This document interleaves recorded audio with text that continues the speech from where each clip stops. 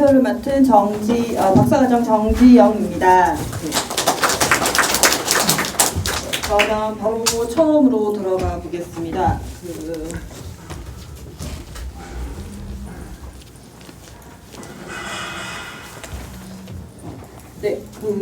처음에 1번이 세계 철학사에서 분학 원료의 지위인데요. 제가 이거 분량이 너무 많아서 다 읽지는 못하고 중요한 부분만 읽도록 하겠습니다. 그래서 첫 번째 줄에도 제가 적어놨지만 이게 세계 철학사라는 말이 저한테는 너무 큰 말이어가지고요. 그래서 요거를 조금 더 철학이라는 단위를 조금 잘라서 잘게 잘라서 이제 원효 스님이 어떤 층위에 있는지를 살펴봐야겠다 해서 이렇게 1번 항목은 그렇게 썼습니다.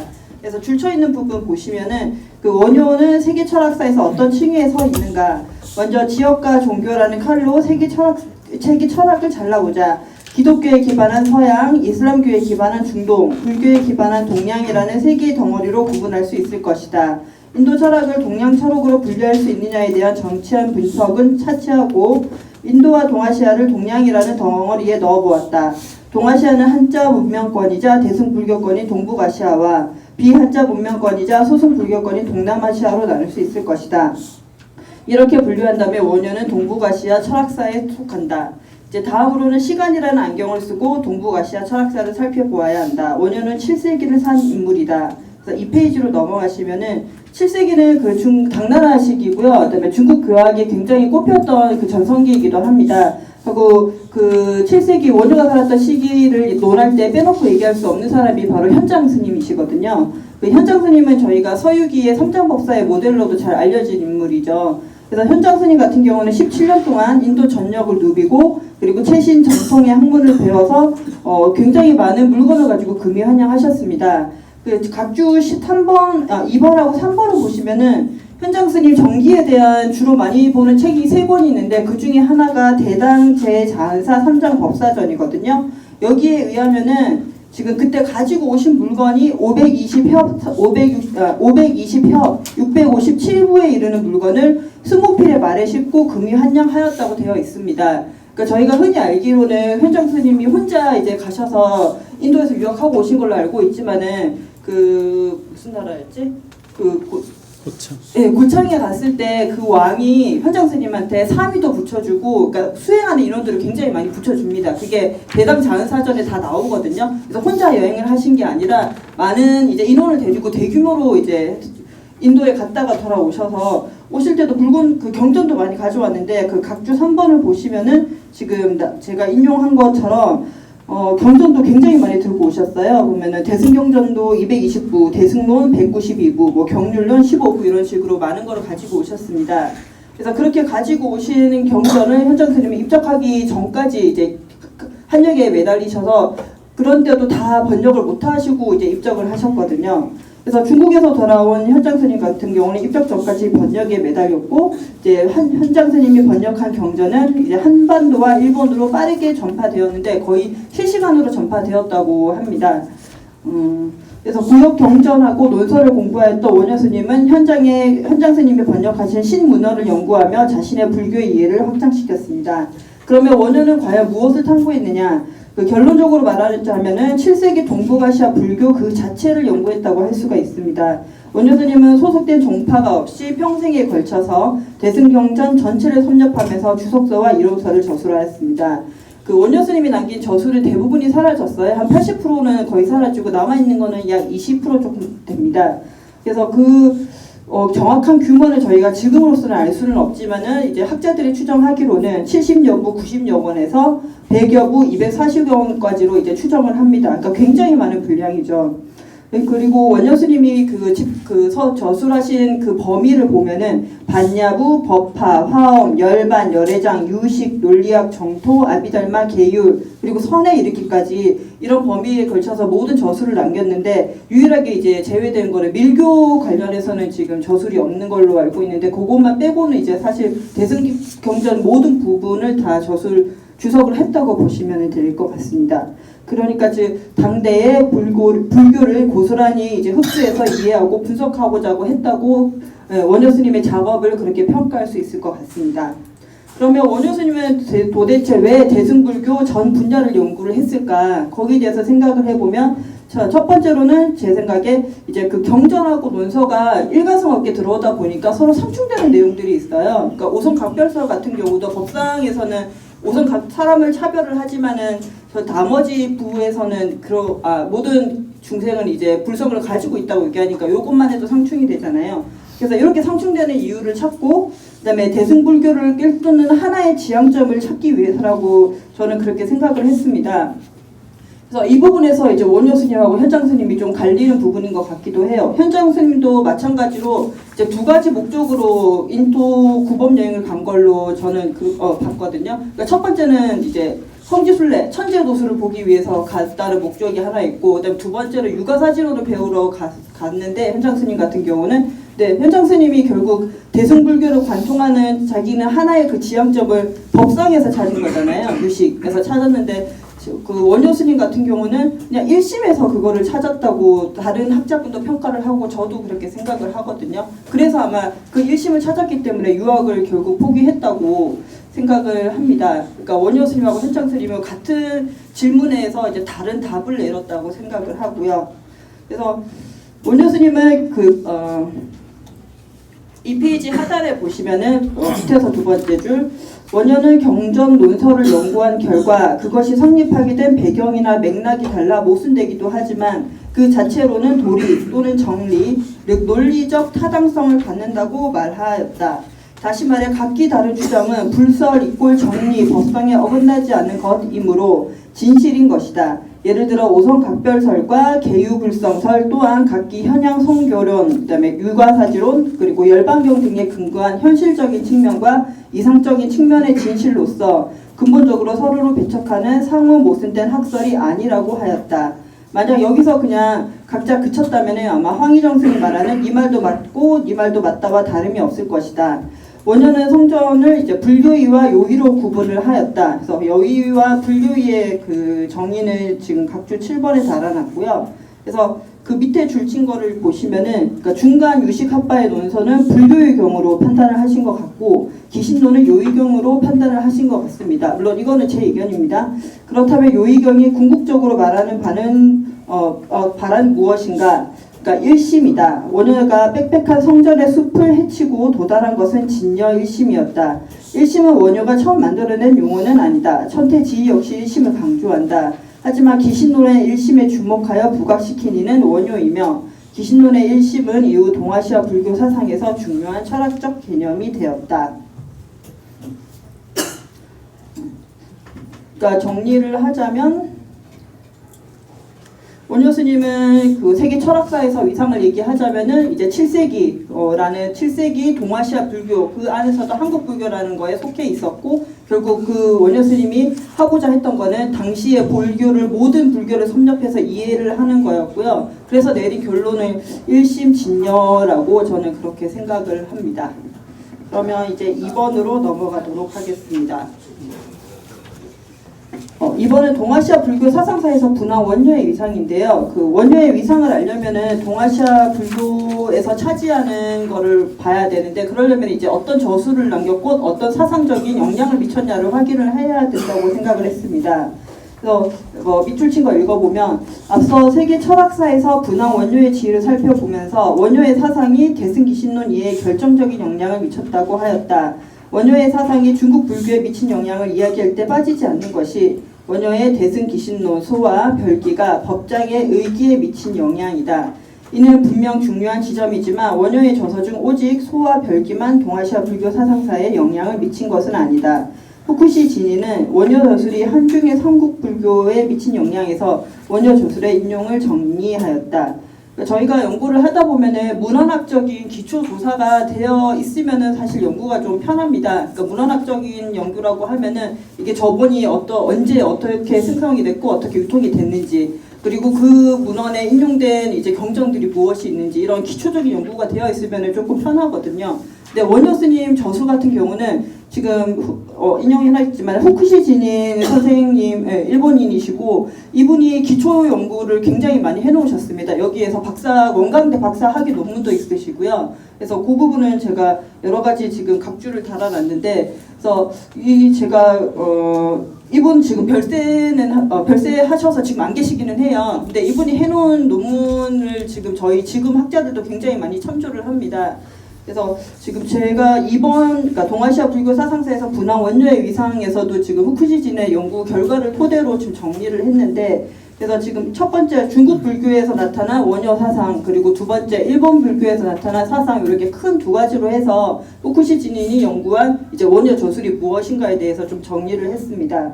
그래서 중국 불교에 나타난 원효 사상을 먼저 살펴보면요.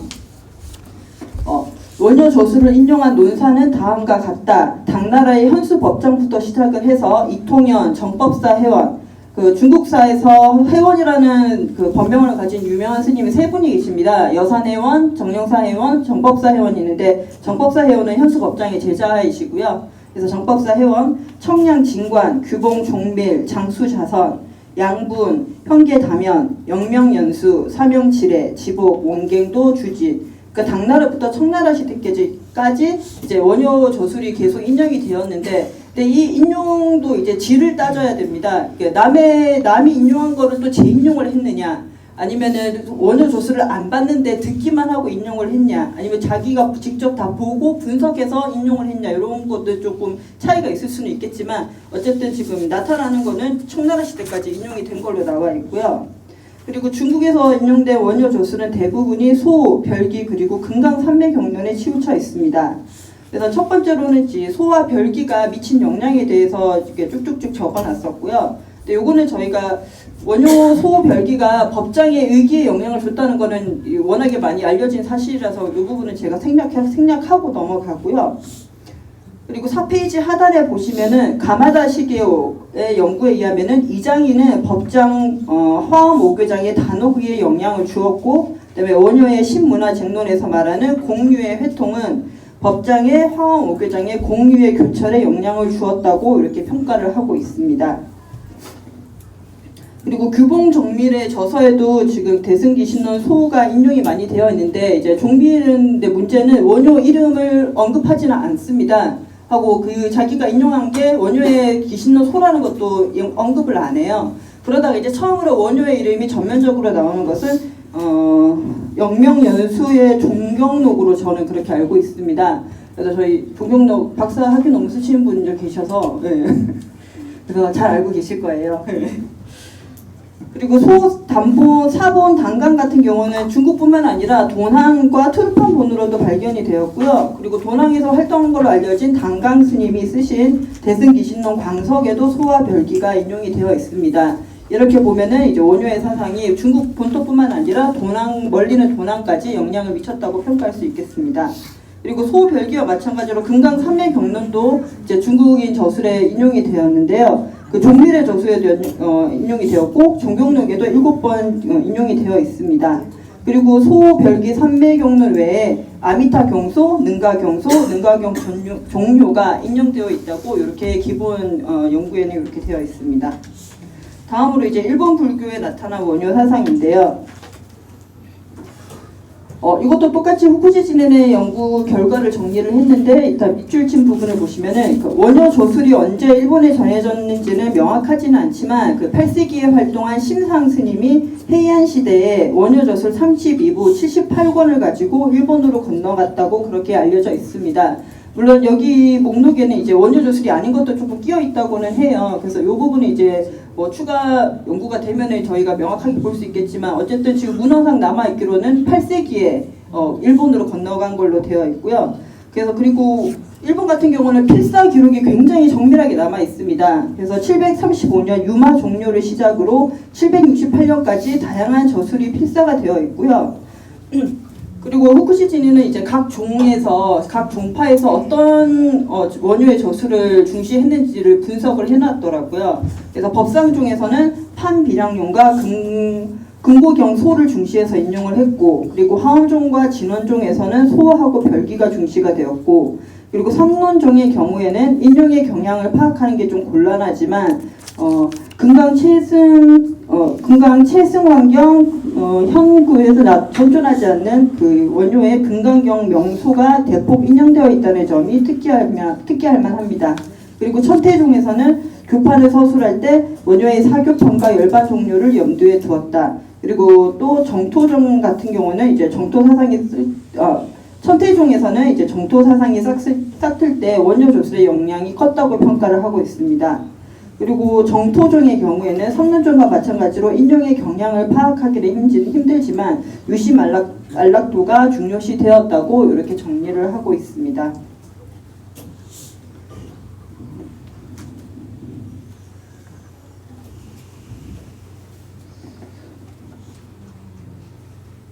밑에도 그냥 읽도록 하겠습니다. 일본에서는 원효의 저술 중에서 소하고 별기가 중요시 되었는데 별기의 소보다는 별기가 중국에서는 인용 횟수가 압도적으로 많습니다. 그리고 일본 정창원 문서에서도 별기는 743년부터 768년까지 약 30회 정도 필사가 된 기록이 남아 있습니다.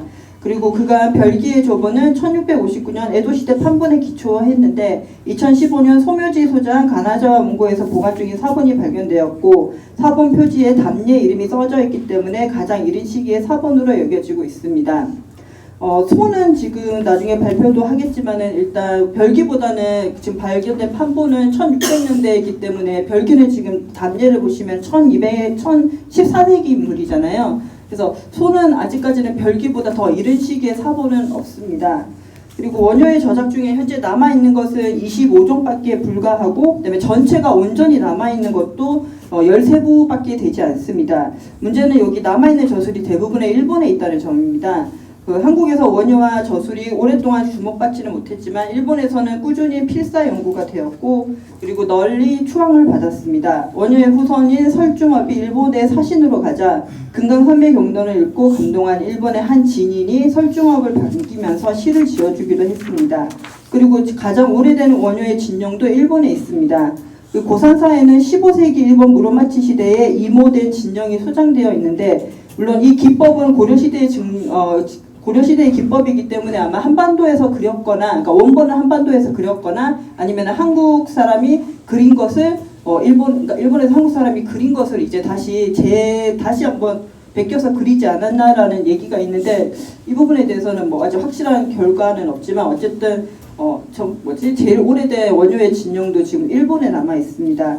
그래서 일본 불교, 그러니까 저희가 한국 불교를 연구하면서 일본 불교를 지나칠 수가 없는 게 굉장히 원효뿐만 아니라 다른 이제 스님들의 문헌이 일본에 많이 남아 있습니다. 그러니까 저를 예를 들어도 저는 이제 석사 과정을 원효의 승만경 소를 가지고 석사 논문을 썼는데요. 승만경 소는 지금 완전히 남아 있지 않습니다. 그런데 승만경 소를 일본의 어떤 학자가 인용을 많이 해놨어요. 그래서 그 인용해놓은 부분을 다 따로 추려보니까 그게 꽤 분량이 됩니다. 그래서 그거 추려서 만든 거를 집일본이라고 하거든요. 그러니까 저는 그 집일본을 보고 연구를 해서 이제 석사학위로 논문을 썼는데 아마 이렇게 일본에서 이렇게 인용을 하지 않았으면은 저도 이제 다른 걸 연구하고 있었겠죠. 네, 그래서 어떤 스님이 15분 전부터 입장 좀 해달라고.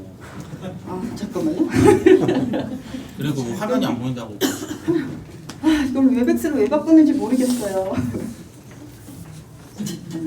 지금 얘기한 그 일본 스님 고나 교낸 응년이죠. 응년의 성만경소 상현기 여기에 여러 군데 인용돼 있어서 이렇게 인용돼 있는 것을 후쿠시 진인하고 교수하고 이제 그 한국인 제자 중에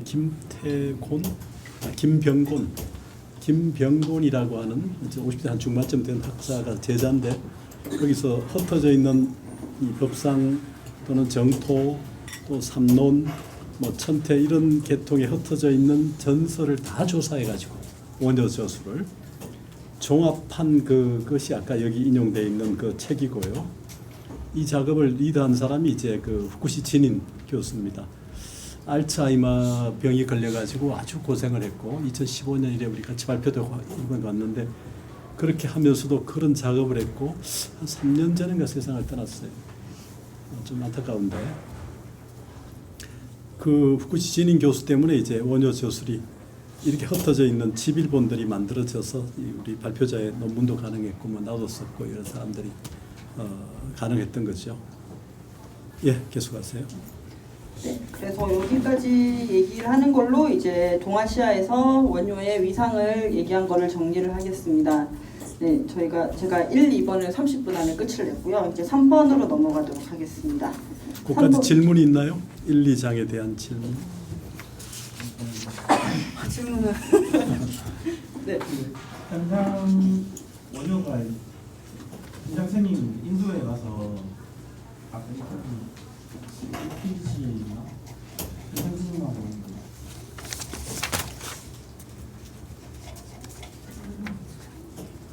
네, 2페이지의 상단에 있습니다. 네. 네. 이제 현장 스님이 인도에 가서 최신의 불교를 배워온 거잖아요. 그 당시. 네, 네, 그렇죠.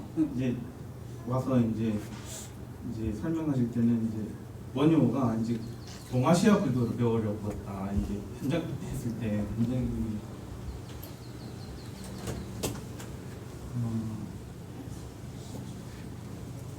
현장 스님이 이제 가지고 온 불교 연구하던데 이제 동북아시아 불교라고 이제 볼 수가 있는가? 이게 이 장에 이제 원효는 무엇을 탐구해왔는가? 이제 결론적으로 말하자면 7세기 동북아시아 불교 그 자체이다라고 했는데 원효 스님이 알고자 했던 게 동북아시아 불교를 넘어서 인도 불교 현장 스님이 가지고 왔던 그것 더 넘어가서 앞에 그걸 또 알고 싶어하지 않았을까 하는 그런 생각이 들어요. 그러니까 그 당시에 모든 그냥 불교의 총체를 알고 싶어 하셨던 것 같아요. 제 생각. 그러니까 선생님 말씀하시는 대로, 그러니까 현장 스님이 인도에서 가져온 최신 문헌뿐만 아니라 기존의 중국에서 만들어졌던 여러 가지 연구 결과까지 모두 다 섭렵을 했기 때문에 네, 결론적으로는 총체라고 할 수 있죠. 당시에 본인이 접할 수 있었던 불교의 모든 총체. 네. 그래서 이제 동북아시아 불교라고 그것도 나쁘지는 않은데 조금 더 좋은 표현이 있지 않을까. 네, 그 부분은 제가 조금 더 생각을 해서 예, 총체로 바꾸든지 한번 이렇게 수정을 한번 해보겠습니다. 그 온라인에서 듣는 분들이 그 선생님 얼굴만 보이고 이게 어머. 저게 안 보인다고 그러시는 공유를 했는데 잠시만요. 잠깐만요. 제 얼굴로 만족을 안 되시는군요. 7세기 동북아시아 지역 쓰지 말고 불교 사상사로 쓰든지요.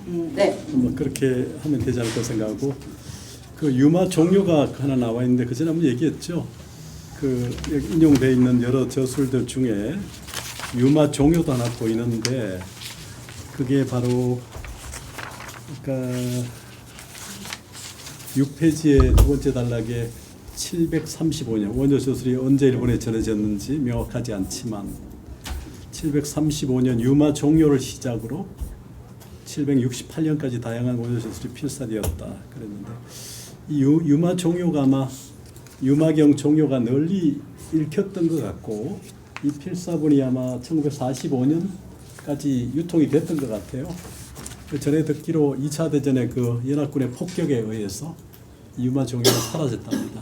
도서관에 있던 책이. 그래서 애석하게 유마 종료를 볼 수가 없는데 이 후쿠시 진인의 그 집일본에라도 유마경 종료에 좀 일부 단간이라도 있으면 유마 종료 관련 논문을 한번 써볼 생각을 해봤는데 이게 보이지 않아요? 단간이라도.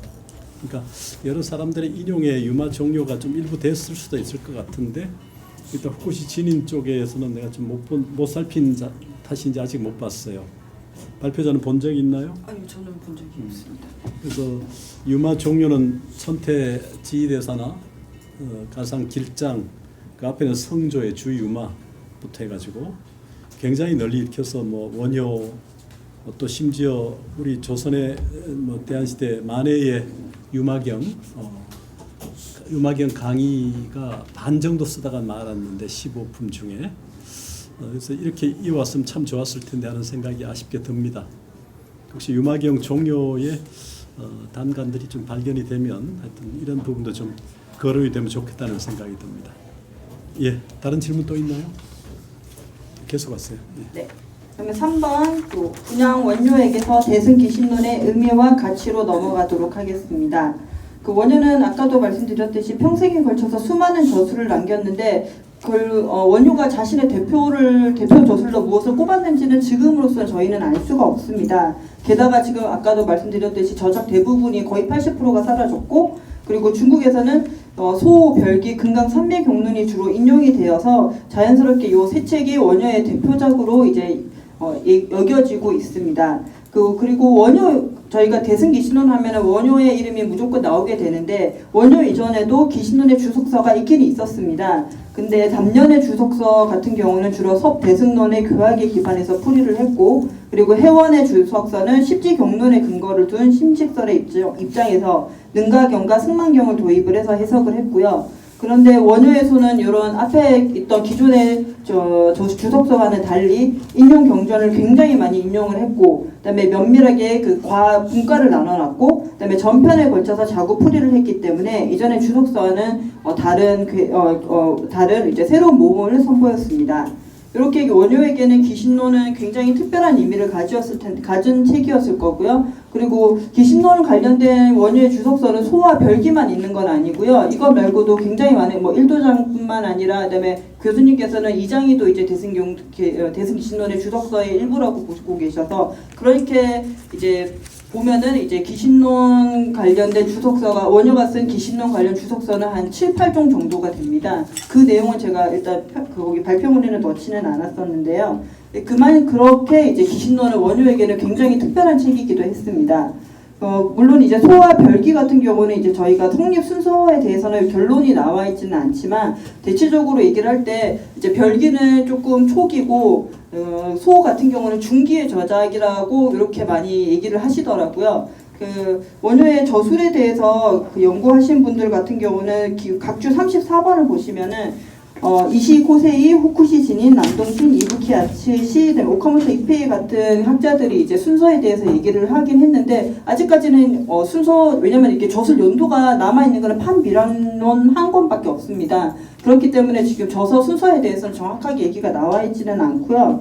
그런데 이제 아까도 말씀드렸듯이 소는 아마 중기의 저작일 것이다. 이렇게 여기에 대해서는 대부분 그렇게 동의를 하시는 걸로 알고 있습니다. 그러니까 중기 저작이라고 하면은 이제 원효가 처음 이제 대승불교 경전하고 논설을 이제 충분히 섭렵을 하고, 그다음에 초기에 중기니까 초기에 이제 앞에 쓴 글들이 있을 거잖아요. 그러면은 글을 쓰다 보면은 이제 글 쓰는 솜씨뿐만 아니라 이제 구성하는 능력까지 좀 이게 하다 보면은 느리니까 결국은 원효가 자기의 실력이 일정 궤도에 올랐을 때 기신론에 이제 도전을 해서 쓴 책이 아마 소가 아닐까, 저는 그렇게 생각을 하고 있습니다. 그래서 별기에는 이제 한쪽으로 치우친 중간학파와 육아학파의 논소와는 달리 기신론이야말로 모든 쟁론을 평정하는 주인이라고 봤습니다. 이제 뒤에 소에서는 이런 별기의 주장이 삭제가 되었지만은 비슷한 얘기가 나오고 있습니다. 여러 대승 경론을 쭉 나열한 다음에 이제 여러 경전의 핵심을 하나로 꿰뚫는 것은 오직 기신론이라고 평가를 했습니다. 소에서. 그러니까 결국 소와 별기에서 이제 모든 대승 경론의 그러니까 평정하는 하나의 경전은 기신론이라고 꼽았다는 거는 이제 동의를 하다는 거죠. 그러면 이제 원효 사상에서 기신론이 이제 중요한 위치를 차지한다는 점에 대해서는 이견이 없는데, 그럼 과연 어떤 관점에서 이제 기신론을 해석하느냐에 대해서는 여러 학자들이 많은 이제 연구를 내놨습니다. 그러니까 어떤 분 같은 경우는 이제 열애장 사상의 입장에서 기신론을 주석을 했다. 그리고 제일 많은 나오는 의견은 중간 유식을 종합 지향하는 입장에서 관점에서 기신론을 주석을 했다. 아니면 아니다. 유식의 입장에서 기신론을 주석했다. 또는 화엄이나 화증을 가지고 했다. 이런 식으로 크게 나누면 5가지 입장 정도가 되는데, 이 중에서 이제 2번 입장이 굉장히 많기는 합니다. 근데 2번 입장 같은 경우도 반론이 굉장히 많이 나와 있습니다. 이 반론의 주요 이제 근거로 드는 것이 그 근거가 되는 별기의 대의문이 소에서는 삭제되었다는 거. 그다음에 두 번째로는 진여문과 생멸문을 각각 중간과 유식에 대응하는 관계로 설정했다는 것은 문제가 좀 있다 하는 부분에서 반론이 많은데, 아직까지는 결론이 나와 있지 않고요. 그리고 당연할 수도 있겠지만은 이제 자신이 연구하는 분야를 이제 그러니까 예를 들어서 열애장 사상 입장에서 기신론을 주석했다라고 주장하시는 분들은 본인이 열애장 사상을 연구하시는 분들이고요. 그다음에 아니다 유식 사상을 가지고 기신론을 주석했다라고 얘기하는 대표적인 주자는 박태원 교수님입니다. 예, 그래서 박태원 교수님은 유식 쪽은 아니지만, 그리고 화엄 사상 입장에서 이제 기신론을 주석했다고 하시는 분은 석기란 교수님이시거든요. 그러니까 이제 그런 주장의 근거는 아무래도 본인들이 공부한 입장이 좀 많이 나오지 않나 그렇게 생각이 좀 듭니다. 그 원효는 잘 알다시피 저희 딱히 소속된 종파는 따로 없었습니다. 그 종파는 없는데 분명히 그 원효를 지배하는 하나의 주요 관점은 있었을 건데, 문제는 이제 우리가 지금 원효의 사상을 알기에는 자료가 너무 부족하다는 점이죠. 그러니까 제가 생각하기로는, 그러니까 저희는 소를 쓸 당시에 원효의 사상과 환경에 대해서는 저희가 알지를 못합니다. 앞으로도 아마 알기는 힘들 거라고 생각을 하고요. 만약 그랬을 경우에 중기 사상하고 후기 사상이 달라졌다고 가정을 한다면, 후기 사상 가지고 중기 사상인 소를 갖다가 해석하는 게 과연 정당하냐라는 질문을 제기를 할 수가 있을 거고, 또 그다음에 원효 전 저술에 공통되는 공통 관점이 있냐라고 질문을 했을 때, 만약에 있다라고 하면은 그게 과연 귀신론에도 적용이 되는지, 만약에 없다라고 하면은 그러면은 그게 무슨 의미가 있는지에 대한 여러 가지 질문이 나올 수가 있다는 거죠. 하고 이런 문제가 굉장히 많이 제기될 수밖에 없는 거는 원효 저술이 많이 남아있지 않다는 문제인데, 이거는 앞으로도 사실 좀 연구에 힘이 드는 부분일 수도 있습니다. 그래서 확실한 것은 원효가 살았던 7세기는 중국 불교의 전성기로 각 학파나 종파가 자신의 종지가 가장 수승하다고 주장하던 시기였습니다.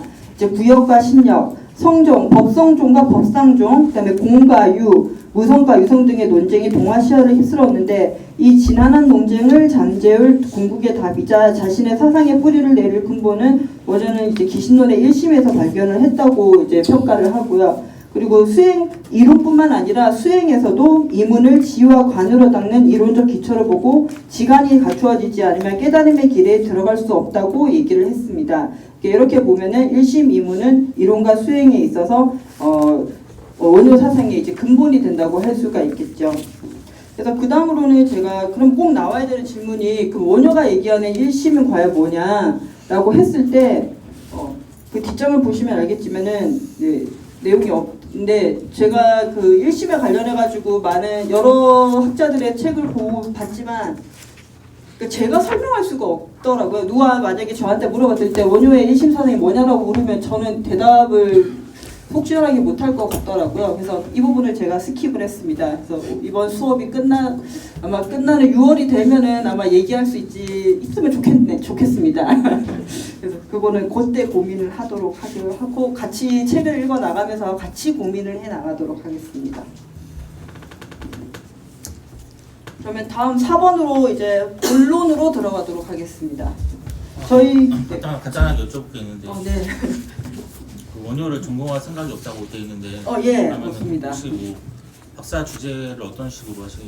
저는 박사 주제가 정해져 있습니다. 저는 규기의 승만경 술기를 할 거고요. 저는 앞으로 승만경 주석서를 제가 선점할 겁니다. 네, 그게 제 목표입니다. 네. 네, 알겠습니다. 네. 그래서 4번 대승기신론 소의 원문과 번역과 주석으로 넘어가도록 하겠습니다. 저희 교재 1-698쪽입니다. 교재 가지고 있죠. 종이책을 좀 보면 좋은데. 종이책 없으세요? 이 책 있습니까? 예, 파일로 있나요? 종이책을 좀 보세요. 그 앞에 이렇게. 자, 해보세요. 예. 네. 먼저 교재를 보시면은 제일 위에 기신론 해동서 간행서가 있습니다. 그래서 간행을 했을 때 앞에 서문으로 붙여놓은 거라서 이거는 원효가 쓴 건 아니고요. 그리고 간행서의 제일 끝에 부분, 그러니까 A단 제일 끝에 보시면은 낙동 지적 문화 가간 근지라고 되어 있잖아요. 그래서 요거는 낙동 지적 문화에 있는 가간 스님께서 쓰신 겁니다. 하고 요거는 제가 나중에 읽어 나가면서 마지막에 다시 말씀을 드릴 거고요. 하고 요거를 쓴 시기는 대략 각주 38번을 보시면 알 수 있듯이 지금 구로 9년 원록 9년으로 되어 있거든요. 그러니까 1696년도에 남아 있는 판본을 지금 가간 스님이 서문을 쓰신 겁니다. 그래서 그 부분을 먼저 얘기를 하고 넘어가야 될 것 같아서요. 네, 그래서 지금 이제 그러면은 간행서를 먼저 보도록 하겠습니다. 기신론 해동서 간행서 서거 대승 기신론지소 진고 법률 삼품 왈 법장 왈 회원 왈 원효 대승 기신론 해동소 간행서 대승 기신론을 해석한 소 가운데 예로부터 전해오는 뛰어난 세 종류가 있으니 법장, 회원, 원효의 소이다. 법장의 소는 법장의 의기를 얘기하고요. 그 다음에 회원은 의소를 얘기합니다. 지금 여기서는 법장, 회원, 원효 순서로 얘기를 했지만 시대 순으로 얘기를 하면은 회원, 원효, 법장 순서가 됩니다. 세위지 본론 3사 시중 선이소 행우 세년 이상의 시기연 방숙야 세상에서는 이 논의 세 분의 스승이라고 부른다. 그러니까 법장, 회원, 원효를 세 분의 스승이라고 부른다는 뜻이고요. 앞에 두 개의 소, 그러니까 법장과 회원의 소는 세상에 유행한 지 이미 오래되었으니 이는 기연이 성숙했기 때문이다. 기사소, 유문, 유기본, 갱불열지자, 장력, 심언, 유시, 미합야. 지금 이 원효의 소는 오직 그 본이 있다는 말만 들릴 뿐 다시 볼 수 없는 것은 감추어진 이치가 있으나 때가 맞아 떨어지지 않기 때문이다. 여기 심자가 뜻에 심오한 이치라는 뜻이 있더라고요. 그래서 지금 여기에서는 심오한 감추어진 이치가 있다라고 이렇게 번역을 했습니다. 그 이론의 세 분의 스승이라는 표현이 좀 어색하지 않아요? 이론의 세 분의 스승이요? 세위지 본론 3사 말을 좀 다듬어야 그게 잘 전달이 됩니까? 아닙니까?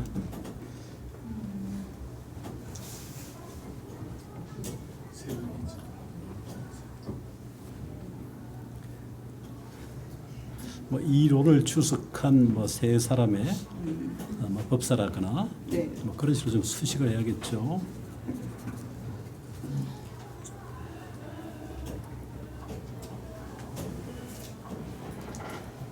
그러면 지금 이 논의 세 분의 스승을 이 논을 주석한 세 분의 법사라 부른다, 스승이라 부른다. 이렇게 제가 수정을 해놓겠습니다.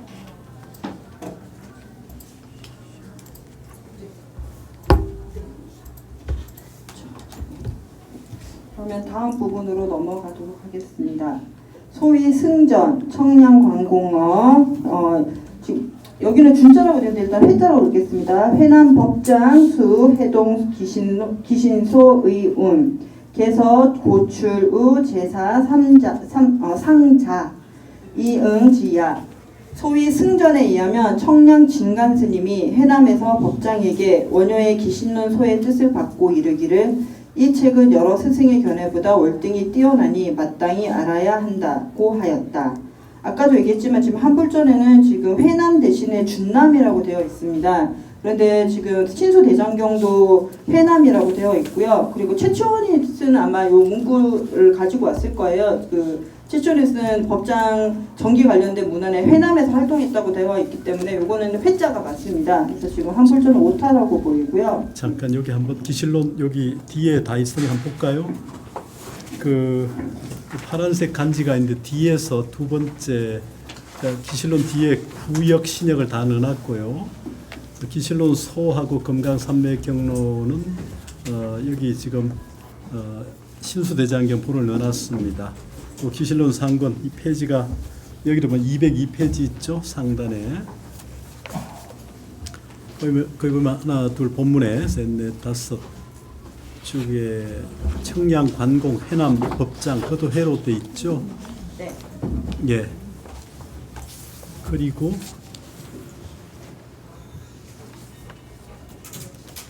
주에서는 지금 설명을 했듯이, 그러니까 이게 이제 2수 분야, 3수 분야 하는 문제인데 여기는 점이 2개, 신수장은 3개죠. 뭐 그런 차이 정도인데 이게 2개, 3개 붙을 때마다 글씨가 좀 다를 때가 있죠. 우리가 다스릴 치자하고 불릴 야자가 다르죠. 점 2개 밑에 이 대자 하면 이게 2개가 되면 불릴 야가 되고 야질, 이렇게 물을 부 가지고 이렇게 돌을 자를 때 야질이라 하잖아요. 우리가 바위를 자를 때 홈을 파고 쐐기를 받고 물을 부면 바위가 잘리잖아. 이걸 야질이라 하죠. 건축적으로. 그러니까 불릴 야자가 점이 두 개 있는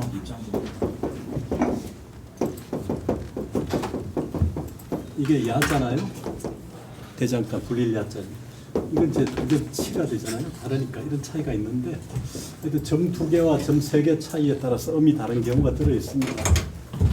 해라고 하는 부분하고 지금 여기 얘기했던 것처럼 회수처럼 해, 준 이런 의미도 있죠. 아까 발표자는 뭐라 읽었나요? 앞에는? 아까 회로 읽었습니다. 준으로 되어 있는데 회로. 예, 예. 점 두 개는 보통 준으로 읽잖아요. 우리가 준장, 우리가 소장 전에 준장이죠. 별이 두 개가 소장이고 준장은 별이 하나잖아요. 준, 반 이런 의미가 있듯이 점 하나에 따라 이렇게 음이 다르니까 예, 그렇게 보세요. 네, 그리고 이 부분은 지금 밝혔듯이 승전의 이하면이라고 되어 있는데 지금 요 출처는 각주 43번에 있듯이 찬양의 송고승전에 요 내용이 들어 있습니다. 그래서 고승전을 인용했다고 보시면 될 것 같습니다. 다음으로 넘어가겠습니다. 아지론장 중 왕왕 인용 이미견 기전석. 나는 논설을 왕왕 인용하고 있으나 아직 전체 주석을 보지 못했다. 소위 영년 해기석지 치말 인자 동문 부질자 각불능 무유감의. 그러므로 해석의 처음과 끝을 게을리 조사하게 되었고 이로 인하여 책을 메고 같이 공부한 동문들이 각각 유감이 없을 수 없었다. 근래 인시모 여언 혹인 근래 안 됩니까? 근래. 근래. 건래가 아니라 근래. 네. 근래 예. 인도래. 근래 인시모 여언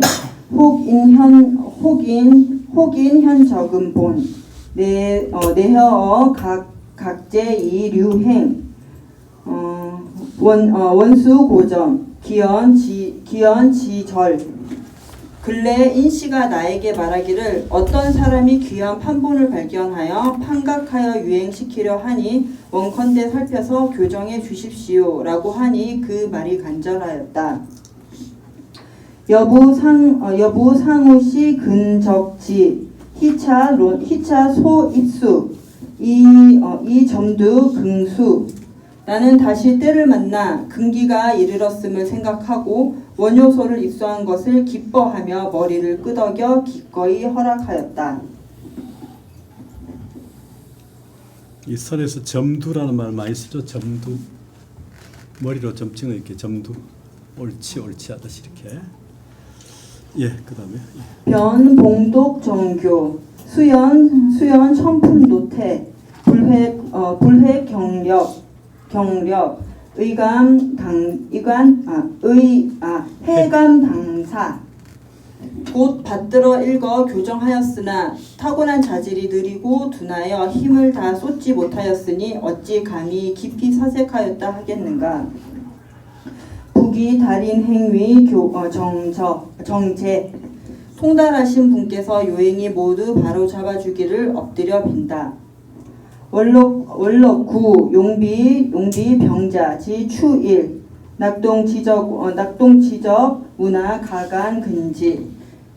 1696 원록 9년 그러니까 1696년 용비 병자년 가을 낙동지적 문화 가간이 못하네요. 3가 기록하다.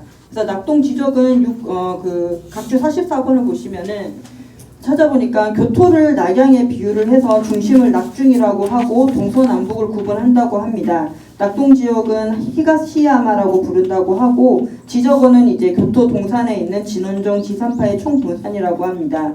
그리고 그 위키피디아 재팬을 통해서 확인을 해보니 지저권 11대 주지가 가간 스님이신데 이게 지금 저희 문서가 1696년이고 가간 스님은 1643년에서 1725년이기 때문에 시기가 맞아서 아마 지저권의 11대 주지이신 가간 스님이 이 설을 쓰신 걸로 저는 그렇게 생각을 하고 있습니다. 이 양이란 쪽이 해가 뜨는 곳이니까 동쪽으로 많이 얘기하죠. 그러니까 한양도 사실은 원래 한양이 한강의 양지 바른 쪽, 삼양동이 삼각산의 양지 바른 쪽이잖아요. 삼양동은 서울의 북쪽에 행정구역이 없는데 삼양동 부르잖아요. 그러니까 삼각산의 양지 바른 쪽, 한양도 한강의 양지 바른 쪽, 그러니까 강북을 한양이 됐죠. 이렇게 동쪽 이렇게 되니까 여기도 낙동이라고 하면서도 낙양을 이제 교토에 비해서 동서남북 중에 낙동을 지금 히가시야마. 그러니까 우리가 일본의 교토에 가면 이제 그 히가시 예를 들어서 혼간지, 그러니까 동보론사 있고 니시 혼간지가 있잖아. 히가시 혼간지가 바로 그 오타니 그쪽 대곡 대학을 유지하고 오타니 대학. 거기가 신란의 그 본사로 지금 뭐 이쪽이 이쪽에 용곡 대학 육곡 대학 갖고가 이제 이쪽이 바로 니시 혼간지. 두 개가 쌍벽을 이루죠. 그러니까 총 10개 지금 정토 진종이 있는데 그 중에 제일 큰 게 2개, 또 그 안에 또 많이 있는데. 예. 그래도 한 분이 나갔네요, 단톡방. 나가는 중간 어떻게 예. 그래서 하여튼 그 낙양의 양의 의미를 동의 의미하고 통해서 보면 좋습니다. 해가 뜨는 곳이니까. 예. 가끔 이렇게 그냥 보면 우리가 낙동이니까 경상도 어딘가 이렇게 생각할 수 있는데 그게 아니라 지금 교토 낙양에 비유해서. 예, 그까지 질문이 있습니까? 이 서문인데 이 책의 서문이 참 중요하잖아요. 중국의 뭐 근래 누굽니까? 그 호적 선생인가요? 호적 선생이 늘 책을 쓰다가 서문만 쓰다가 멈춰서 별명이 서문 선생 이렇게 불리듯이 뭐 거창하게 하겠다 해놓고 결국 서문만 쓰고 못 쓰는 경우가 있잖아요. 어떻든 간에 이제 서문이 참 중요합니다. 서에 모든 게 다 담겨 있고 또 서를 잘 쓰려면 모든 걸 다 담아야 되죠. 그러니까 원효의 대의문, 정체문도 결국은 그 안에 자신의 안목을 다 담는 거잖아요. 기실론에 대한 안목을, 뭐 유마경에 대한 안목을, 유마경 종효처럼 이렇게 담는 거니까. 그러니까 서문이 제일 어려워요, 사실 쓰기가.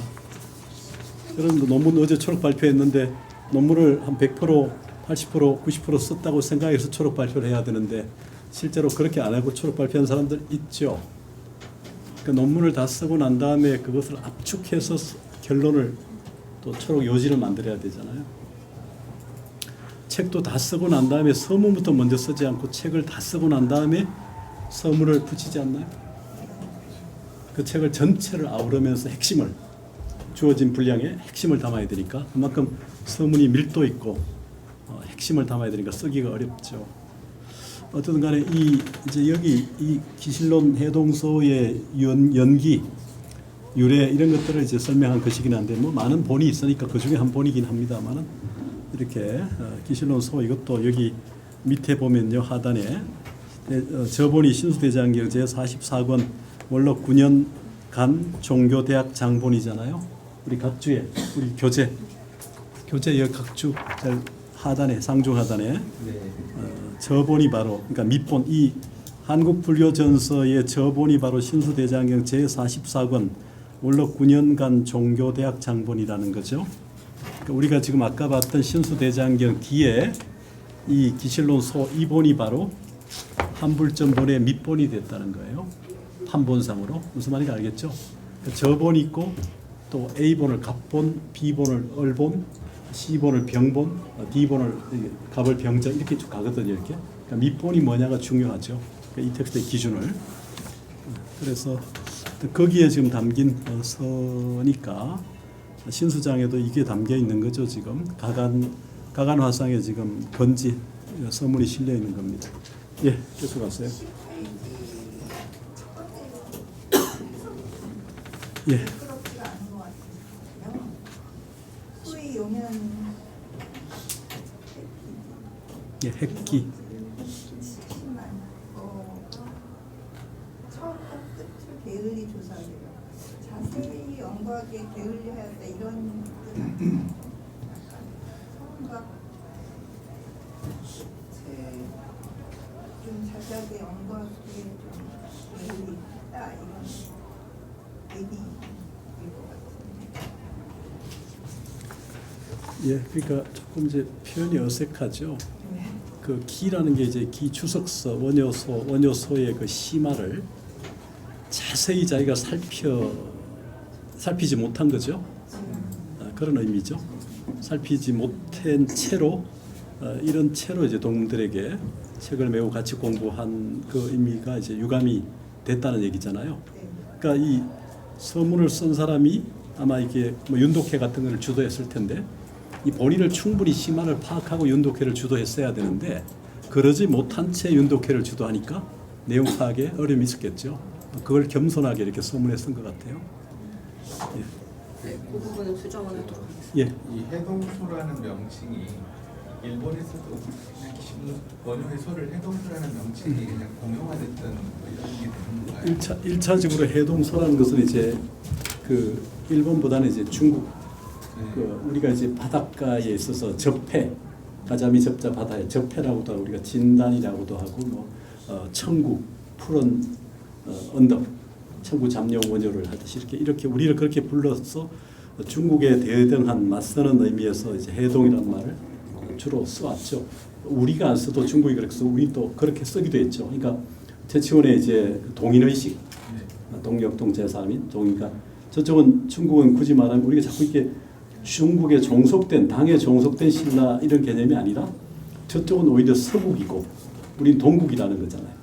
동인의식은 서인들이고 중국은 그러니까 상대적으로 대등하게 설명하려고 했지 주종적으로 설명 안 하려고 했단 말이죠. 최치원도 비록 당나라 유학을 가서 과거에 급제하고 했지만 관리도 했지만 결코 당나라에 종속된 게 아니라 우리 동인으로서 해동 사람으로서 이런 의미가 있거든요. 그런데 이제 일본에서 똑같이 그러니까 이거는 이제 일본도 그 영향 속에 있는 거죠, 사실은.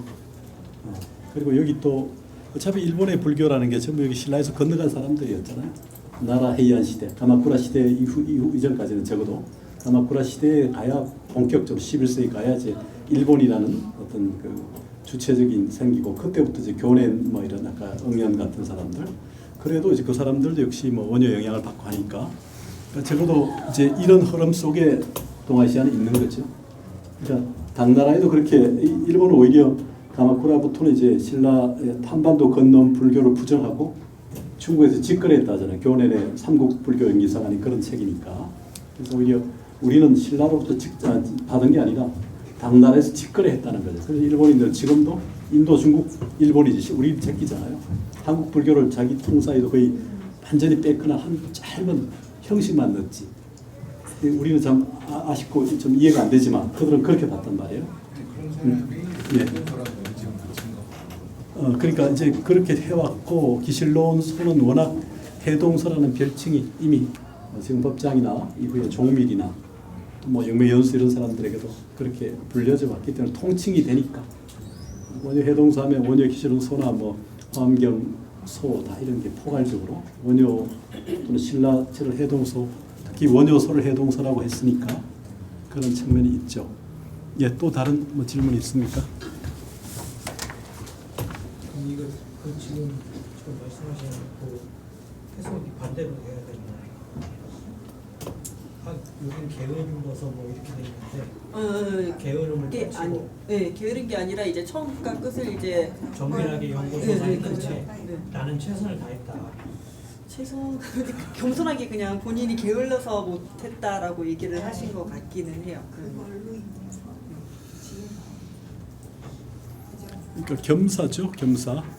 그러니까 자세히 살피지 못했다는 건데 그게 겸사지요, 뭐. 글을 쓸 때 겸사로 쓰잖아요. 겸사를 쓴다는 건 자신감이 있다는 얘기일 수도 있긴 해요. 뒤집어 볼 수도 있는데 하여튼 뭐 그렇게 쓴 거라고 보고요. 용이라는 게 용렬하다 뭐 그러면 용렬하다, 미진하다, 부족하다 뭐 그런 것처럼. 예, 해결됐나요 그러면?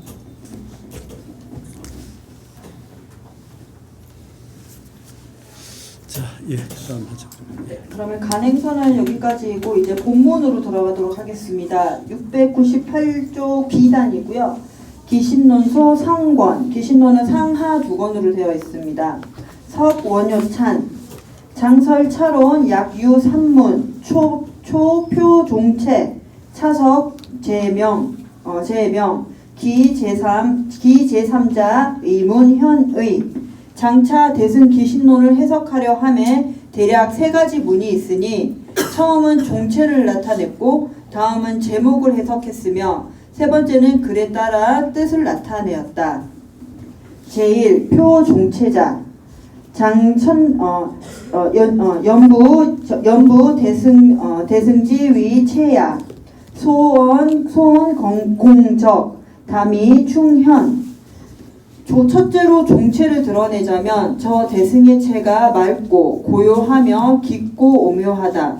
그러니까 이 부분은 지금 은정희 선생님도 그렇고 박태현 선생님도 그렇고 다들 각자 이제 그 용어를 어떻게 선택하느냐가 다 다르신데 저는 일단 일단 소원 공적하고 그다음에 여기 일단 담자를 보시면은 지금 각주 46번을 보시면은 저희가 담으로 많이 읽는데 글자 뜻과 음이 많습니다. 괴담으로 읽을 때도 있고 장길침 아니면 맑을 잠 아니면 당글 점 장마음 이렇게 음과 뜻이 많거든요. 각주 46번을 보시면. 근데 저는 지금 요거를 깊다라는 걸로 해석을 했기 때문에 읽을 때도 일단 잠으로 읽기는 했습니다. 근데 저도 이 부분은 잘 모르겠어요. 저도 한문 지식이 미천하기 때문에.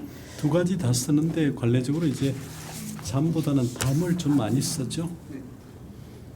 그래서 이게 소원 공적하고 만약에 담이 충현이라고 하면은 이게 서로 대꾸가 된다고 생각을 했기 때문에 앞에 소가 맑다라고 만약에 된다면은 요거는 담자는 이제 깊다라는 의미로 봤고요. 저희가 물도 그렇고 뭔가가 깊으면 좀 어둡게 보이잖아요. 그러니까 맑음과 대비하는 그런 깊은 어둠. 그다음에 고요, 공적에 반대되는 거는 충현이라고 했을 때 이제 고요함은 정적인 점을 이제 얘기를 한다면은 이제 오묘하다라고 하는 거는 저희가 오묘하다고 할 때는 굉장히 동적인 걸 얘기를 하잖아요. 뭔가 무협에서도 보면은 초식이 굉장히 많이 나올 때 서로 이제 대결하면서 이제 막 합이 잘 맞을 때 오묘하다 이런 표현을 많이 하니까 그런 동적인 의미로 아마 좀 대포를 이루지 않나 저는 그렇게 해석을 해서 일단 이렇게 쓰기는 했습니다. 영화 전공자니까 무협 얘기를 하네. 예, 무협의 초식을 얘기해요. 예, 해보세요. 네, 그 다음으로 넘어가도록 하겠습니다. 현지 우현지 기출 만상지표 현묘학 지표 적이 적지 우적지 유제 백가지담 현묘하고 또 현묘하나 어찌 모든 형상의 밖을 벗어났겠으며 고요하고 또 고요하나 오히려 백가의 말 속에 있다. 그래서 현지 우현지 같은 경우는 각주 47번을 보시면은 노자 도덕경에 나오는 표현입니다. 그리고 백가라는 말은 이제 백가쟁명이라고 하듯이 굉장히 많은 이런 이론이라든지 같은 이렇게 많은 말들을 얘기할 때 저희가 백가라는 표현을 하고요. 그래서 현묘하지만 모든 형상의 밖을 벗어나지는 않고 그다음에 고요하지만은 그 많은 말들 중에 있다. 요거를 이제 조금 비틀어서 표현을 했다고 보시면 될 것 같습니다.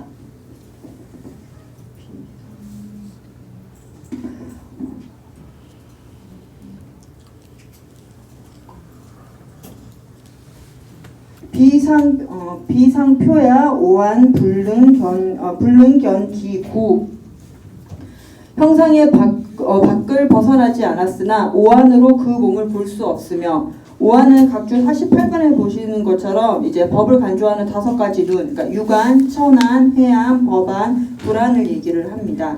그러니까 형상의 밖을 벗어나진 않았지만은 오한으로 그 몸을 볼 수가 없고 재언 이하 사변 불능 담기장 백가의 말 속에 있으나 사변으로 그 모양을 말할 수 없다. 사변은 49번에 보시듯이 막힘이 없는 4종류의 언어적 표현 능력을 얘기를 합니다. 법변, 사변, 응변, 의변을 얘기하는데 여기에 대해서는 제가 징일아한경 이거를 각주에다가 다 얘기를 적어놨기 때문에 추가로 보실 분은 요 각주 49번을 보시면 될 것 같습니다.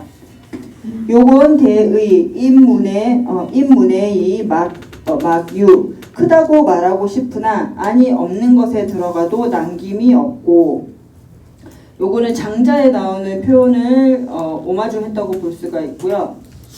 그 다음에 요건 미의 포무의 유여 작다고 말하고 싶으나 밖이 없는 것을 감싸고도 남음이 있다. 그러니까 앞에 크다고 말하고 싶지만 안에 없는 것에 들어가도 남김이 없고, 작다고 말하고 싶으나 밖이 없는 것을 감싸고도 남음이 있다는 각주 50, 51번 보시듯이 장자가 표현을 이제 조금 가져와서 조금 비틀어서 표현을 했다고 보면 될 것 같습니다.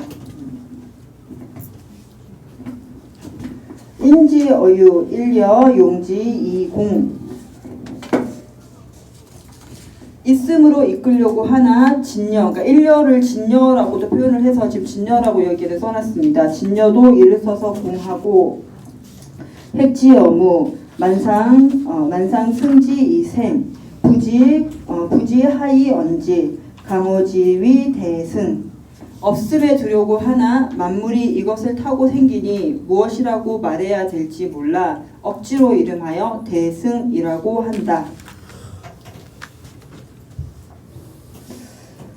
자비 두구대사 목격장부 수능론 대승어 이언 기심언어 전려자제 스스로 두구대사와 목격장부가 아닐진데 누가 말이 떠난 중에서 대승을 논할 수 있으며 생각이 끊어진 데서 깊은 믿음을 일으킬 것인가. 그래서 두구대사는 유마대사를 얘기를 하고요. 목격장부는 사실 각주 53번에 있듯이 논어에서 나온 얘기를 합니다. 공자가 온 백설자를 만나보고 한마디도 얘기를 하지가 않자 제자 자로가 유를 물으니까 공자가 그러니까 그 온백설자 같은 경우는 눈만 마주치기만 해도 도가 있음을 알 수 있기 때문에 말로 형용할 수가 없다라는 표현에서 나온 이야기입니다.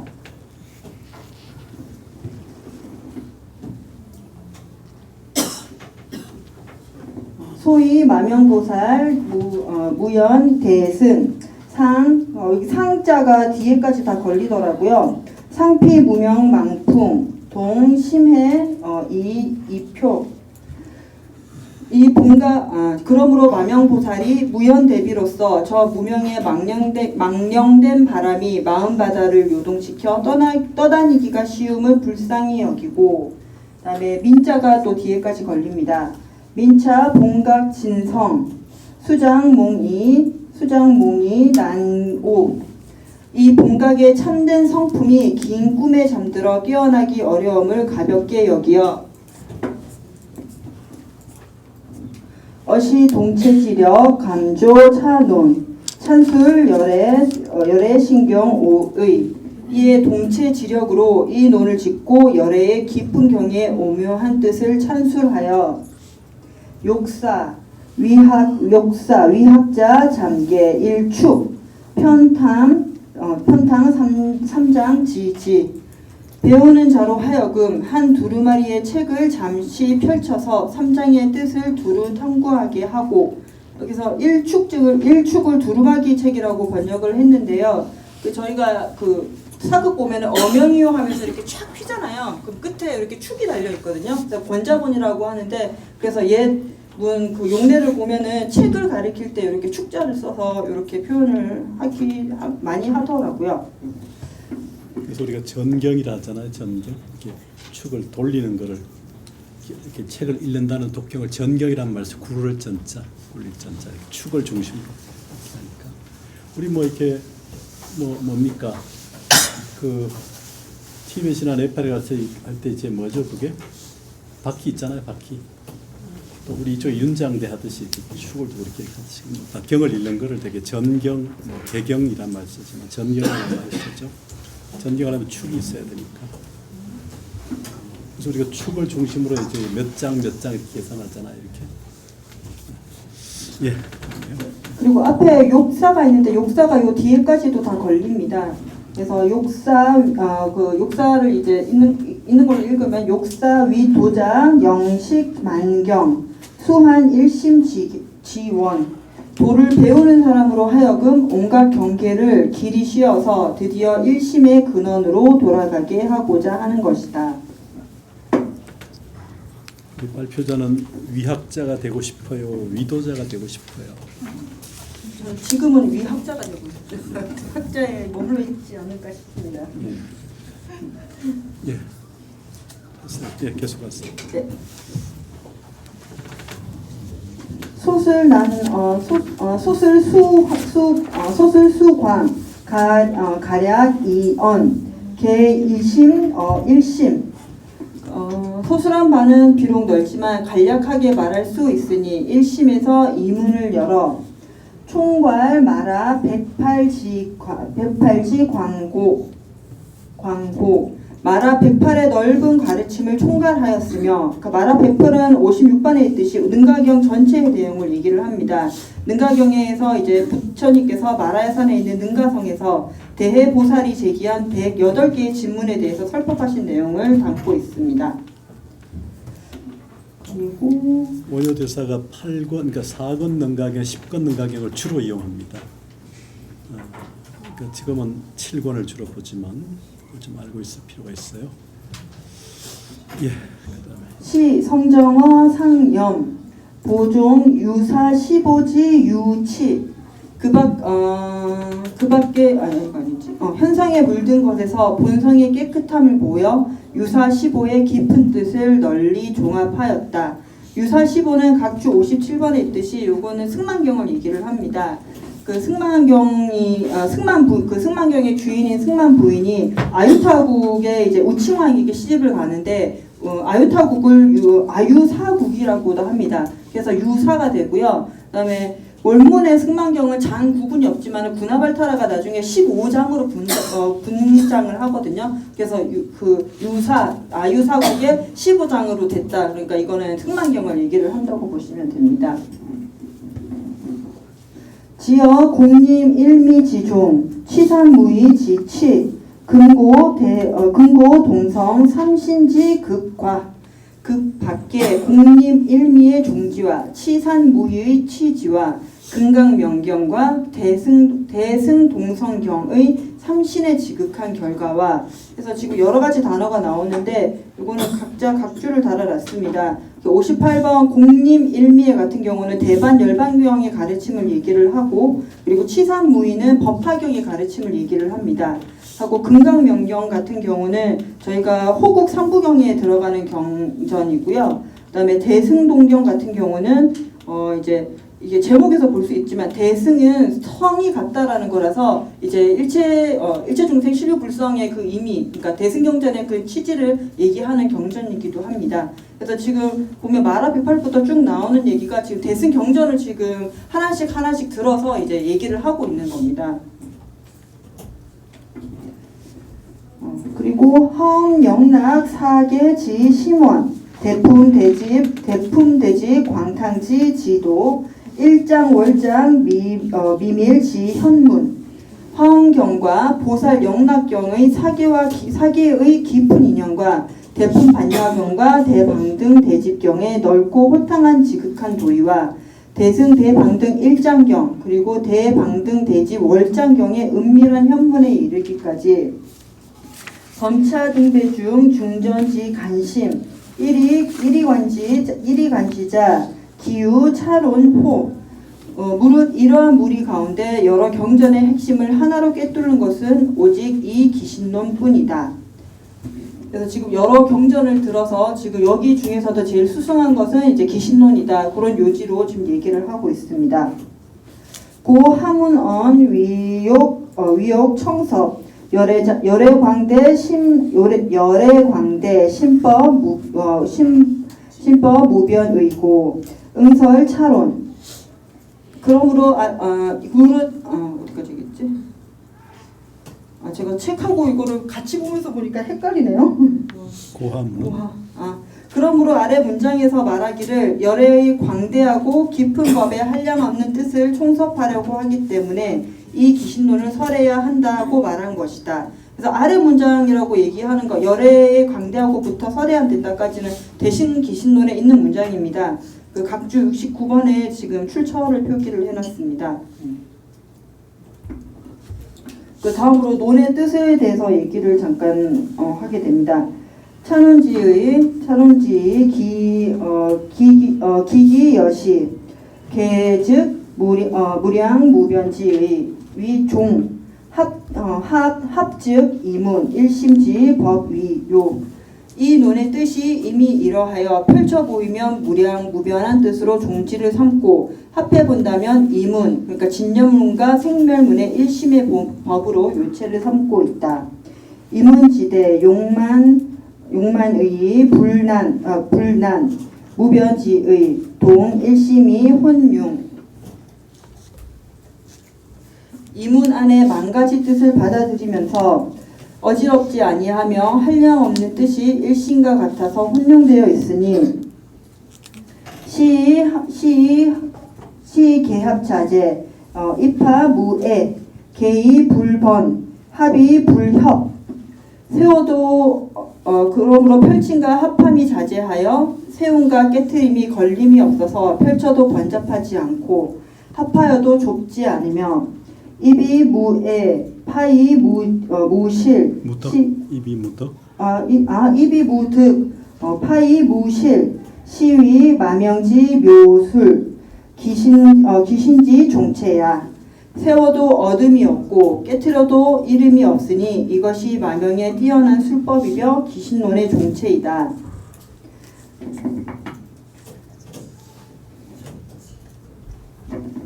연이 차로운 이치 심수 종내 석자 선구기종 양류 각수 소습 이견문 불능 허회 이 심지. 그러나 이 논의 위치가 심원하여 종래에 주석하는 사람들 중에 그 종지를 갖춘 사람이 적으니 이는 진실로 각자 익힌 바를 고수하여 문장에 집착할 뿐 마음을 비워 종지를 찾지 못하였기 때문이다. 소위 붉은 논주지의 혹망원이 미류 혹파엽이 망간 혹한령이 보수 혹절지이 대근. 그러므로 논주의 뜻에 가깝지 않아 어떤 이는 근원을 바라보면서 지류에서 헤매고 어떤 이는 잎사귀를 잡고서 줄기를 잃으며 어떤 이는 옷깃을 끊어서 소매에 붙이며 어떤 이는 가지를 잘라서 뿌리에 두르기도 한다. 금치의 찬원문 속당 소술경본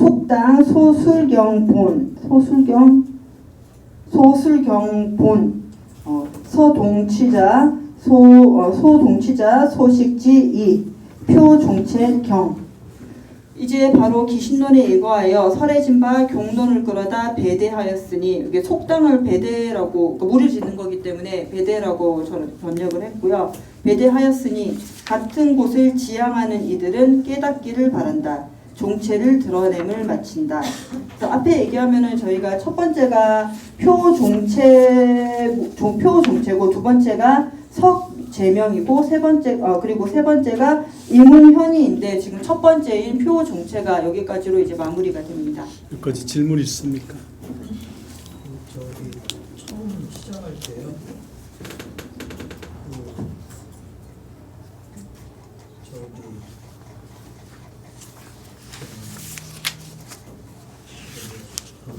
소이공적과 다람이 충현으로 시작하잖아요. 네.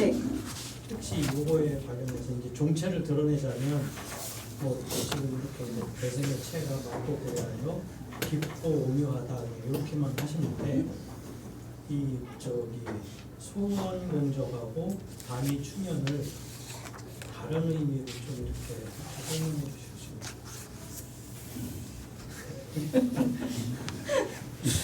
아니 제가 왜 이걸 여쭤보냐면 이 금강산배경론하고 같이 다 매칭이 다 되는데 근데 이제 여기서 이거는 제가 볼 때는 진공묘를 표현한 것 같아요.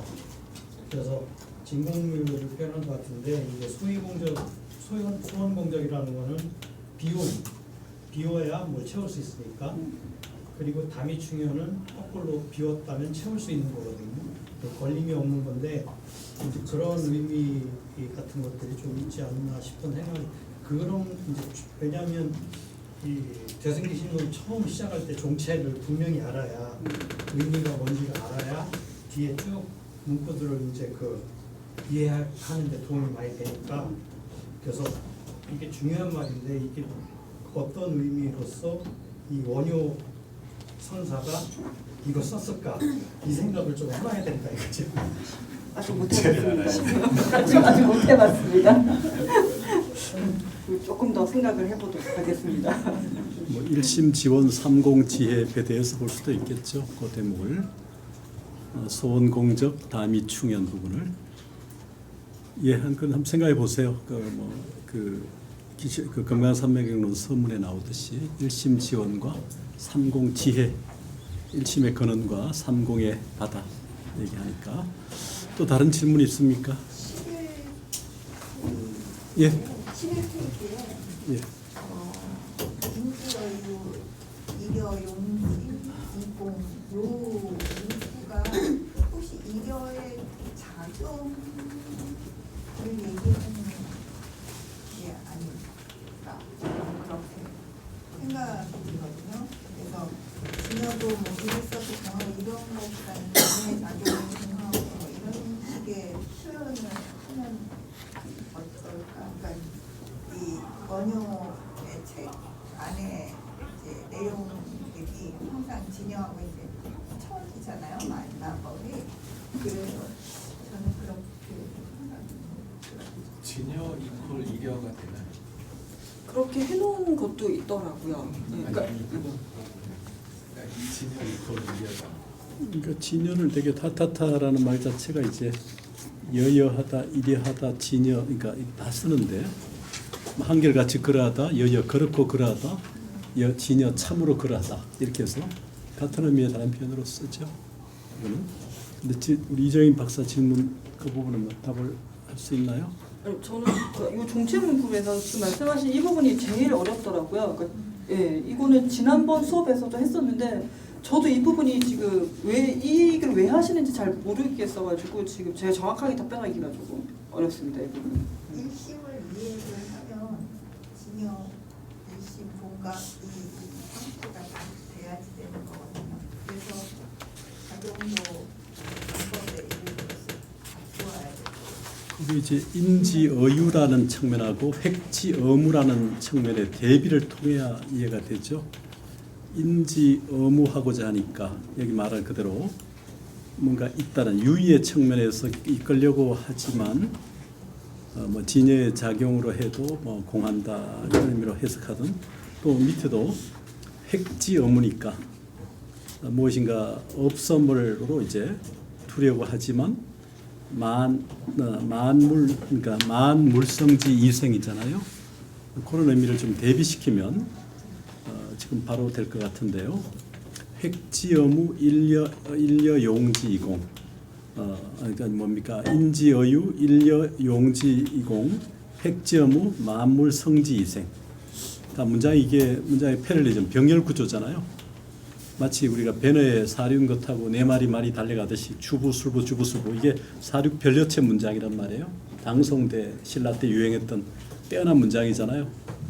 이게 이 문장의 구조로 같이 대응해서 보면 이해가 될 거예요. 그러니까 일려용지 이공하고 이게 만물 성지 이생 이거 같이 짝이 되잖아요. 발표자. 그럼 이해가 되지 않나요?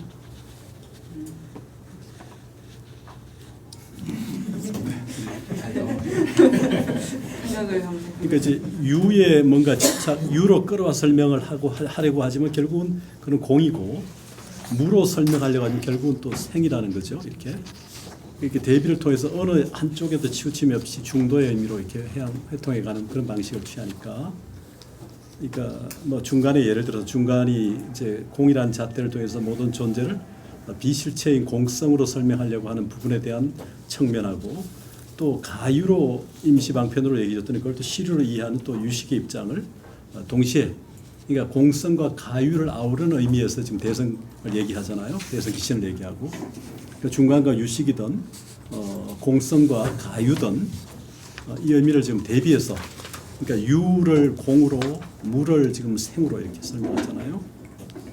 그러면서도 부지하연지 강호지 대성 위대성 어떻게 말로 설명할지를 알지 못해서 억지로 이름하기를 대성이란다. 이렇게 대성이란 말도 필요 없지만 그렇게라도 말하지 않으면 그러니까 이론이라 할 때 동그라미라도 이렇게 일심이든 대성이든 이렇게 말할 필요가 사실 없지만 그렇게라도 말하지 않으면 중세들은 이해하지 못하니까 이 방편으로 끌어와서 이렇게 설명한다는 거잖아요.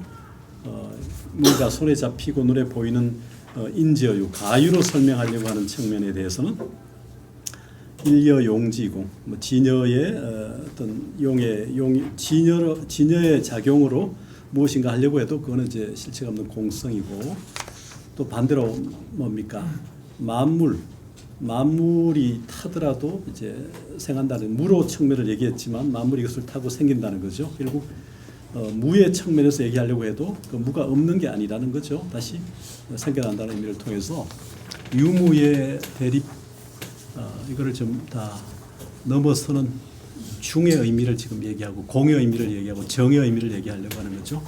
중간, 정관, 공간이 같은 의미에 따른 표현이듯이 그런 맥락으로 지금 해통을 하고 있죠. 이 대성이라는 말로. 예, 또 다른 질문 있습니까? 저 마지막 문장에서요. 금직의 차 논문 마지막 문장. 설명을 빨리 하셔가지고 넘어갔는데 네. 거기에서 직자가 의미하는 치인가요? 치인가요? 예. 치. 예. 그게 어떤 뜻인가요? 치가 사전에서 값어치하고 또 뭐였지? 있는데 이걸 그러니까 딱히 그 글자의 뜻으로 해석하기가 좀 애매하더라고요. 그래서 저 글자가 저기서 의미하는 바가 꽤 깊은 의미가 있는 것 같은데 지금 원효대사는 바로 위에 문장에서는 다른 해석가들은 논주의 뜻에 가깝게 가지도 못했고 그러면서 눈으로는 뭐 근원을 바라보지만 몸은 지류에서 헤매고 어떤 사람들은 잎사귀를 부여잡고 줄기를 놓치고 어떤 사람들은 옷깃을 끊어서 손에다 갖다 붙이고 어떤 사람들은 가지를 잘라서 뿌리에 덧대기도 한다. 그래놓고 바로 이제 저렇게 설명을 하셨거든요. 그래서 본인은 원효 스님은 위에 있는 해석자들처럼 그렇게 하지 않고 뭔가 이 기준론서 이 논서 자체는 기존 해석가들하고는 뭔가 좀 다르다 그런 차원을 좀 드러내신 것 같은데